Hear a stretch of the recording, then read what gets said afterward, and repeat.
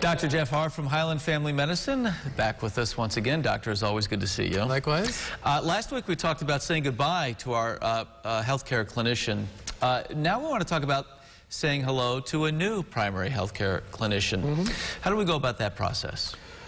Well, we assume that someone has an appointment to see somebody and is walking into their office. So this could be a physician, a nurse practitioner, a physician's assistant, but somebody who's going to be the person that we see sort of for our first healthcare needs and to coordinate our healthcare.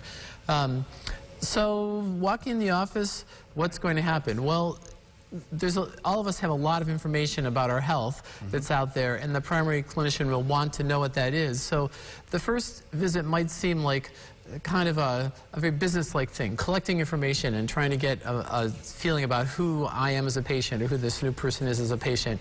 I think being patient with that process and perhaps having that information right on hand to be able to say, here's my healthcare stuff. We talked about that a little bit last week. What's the easiest way to go about that so you have on hand what you need? Right. Well, one way is to talk to one's former healthcare clinician and get copies either electronically or physically of records. The other is to have signed a consent at the prior office or have ahead of time signed a consent at the new office to get those records from the former healthcare clinician. A lot of offices will have a form that can be completed that will have, you know, I need to know this, I need to know this, I need to know this, and if it gets there early enough, the clinician will have reviewed it so that they have a sense about what's going on. Make for a bit of a smoother transition. What kinds of things should a new clinician know about us as a patient? Well, I think things that they will want to know are major health concerns, let's see, allergies, medication lists, but also a general approach to what sort of healthcare things are being worked on at the moment. So where did you leave off the story when you left your last healthcare clinician, and where do we need to pick up? What needs to be done right now and what can wait? When you go to a new area, sometimes you don't have it lined up and you struggle to find that primary care clinician. What resources are available for people?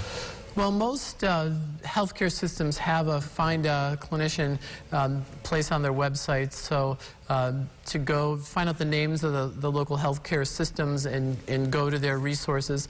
Ask friends, ask neighbors, ask relatives, you know, where do you guys go? You know, who's good out there, and get recommendations. And you say it's okay to shop around in this process too, right? It is. It's really important to have a healthcare clinician that one can get along with in terms of the way that they think about life and the way they think about health. And so if it's really not a good match, it's probably not worth forcing the issue. It's probably worth looking around. You want that good fit. You want that comfort level for sure.